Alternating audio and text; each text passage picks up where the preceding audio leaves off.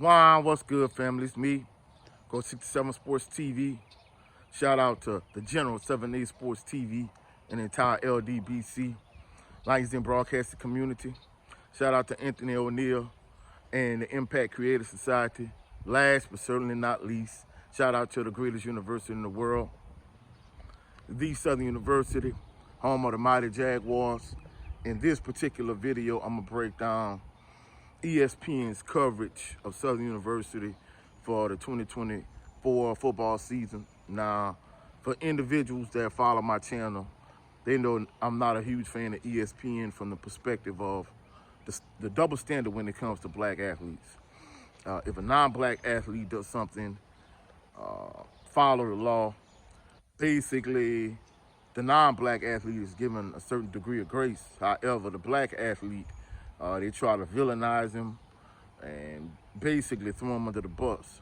So that's why I'm not a huge fan of ESPN. I mean, I could go, on a long tirade about it, but if someone like Josh Giddey does something inappropriate with an underage young lady, they give him due process, to give him an infinite amount of grace, so on and so forth. Yet, a black athlete does something, for example, Von Miller, we don't even know all the facts. He's not given grace. He's not given due process, so on and so forth. He's basically guilty until proven innocent. So that's my issue with ESPN. However, in this particular context, ESPN is covering Southern University and SWAC schools. Now, for those individuals that really follow the channel, my channel, basically I went over Southern University 2024 schedule. Game by game, I picked who I thought would win each game. So I'm not gonna go over the entire schedule. If you want to see who I predict to win each game, game by game, you can check out the other video. However, or even check out the live stream, because I did a live stream on it also. However, for this particular video, in terms of breaking down the games that ESPN is gonna cover, the season opened on August 31st against McNeese State. ESPN 3 is gonna cover that game. Of course, there's an away game in Lake Charles. More than likely, I'll probably be at that particular game in McNeese.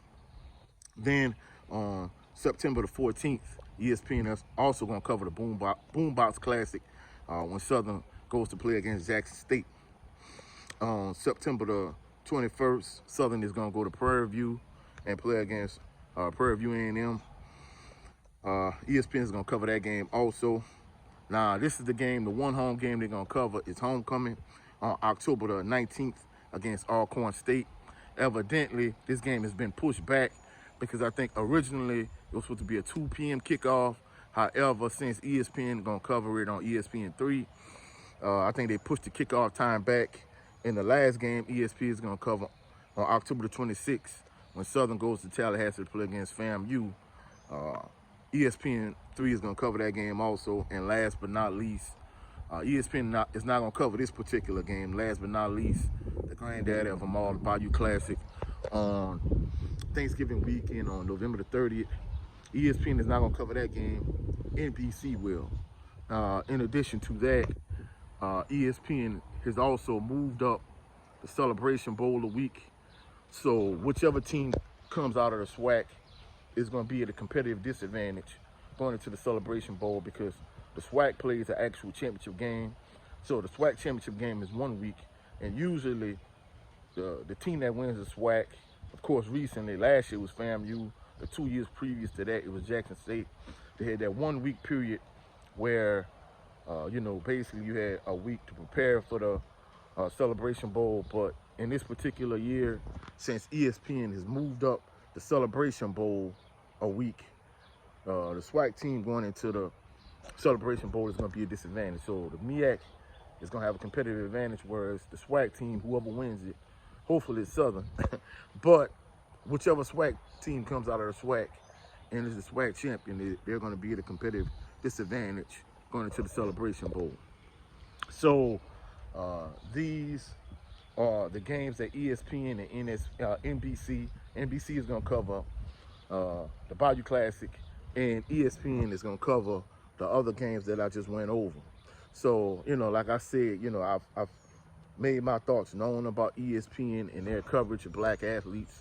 And, I don't like the way they use their pundits like Stephen A. Smith, Malika Andrews, Kimberly A. Martin, whoever the case may be. And seem like their normal pattern is you get a black person like Stephen A. Smith, maybe even Shannon Sharp, or whoever, or you get a black woman, a black female that doesn't date black guys, but is mixed race, they're black, and they don't date black guys.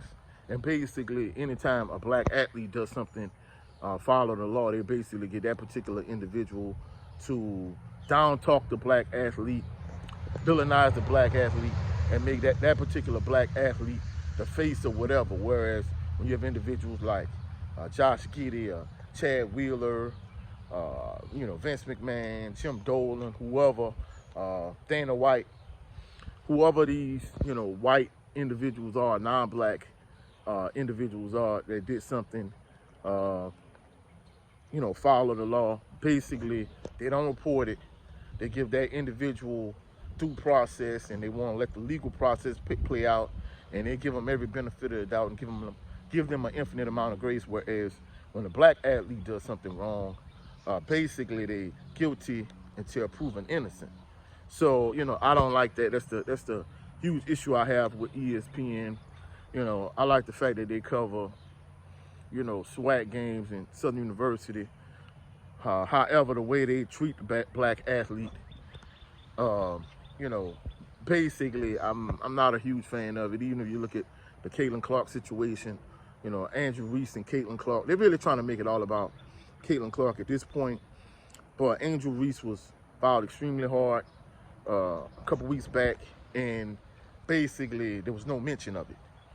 When Caitlin Clark was hip checked and barely touched and bumped, basically they made it seem like all of these black athletes should be grateful for Caitlin Clark's presence. And in addition to that, they are jealous of her.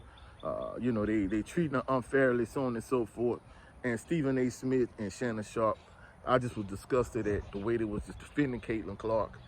And it's just ridiculous. Whereas, Andrew Reese was fouled 2 times harder than that, and no one mentioned it. So, that's just my, my issue with ESPN. I got rid of my ESPN Plus app. I mean, that's just me. I can't tell other people what to do. That's just my feelings and opinion when it comes to ESPN. I'm not a huge fan of ESPN whatsoever. A lot of shows I used to watch, like ESPN First Take, those shows I used to watch back in the gap, I don't watch any ESPN programming. If it's not a game that I'm trying to watch, a particular sporting event, I have no use for ESPN. So that's it for this particular video. If you saw any value in this video, like the video, share the video, comment in the comment section, subscribe to the channel. Before I close out this video, y'all go out, check out my brother Jared 11 Green, Southern Baller Show. Yesterday he did a Father's Day edition. However, usually I'm his co-host along with his twin JB, the brother Brent Fox, Big Joe Townsend, and occasionally Cadillac Red, and occasionally Jay Good. Usually we the panel that make up the Southern Baller Show. In addition to that, also check out my brother Brent Fox. He has a podcast called It's Just Me. Usually he talk about the Pittsburgh Steelers in terms of football, and he also covers boxing. Also check out my brother Cadillac Red, Supreme Beast Boxing Talk, where he has his panel of usual suspects. So, go check out my LDBC brethren.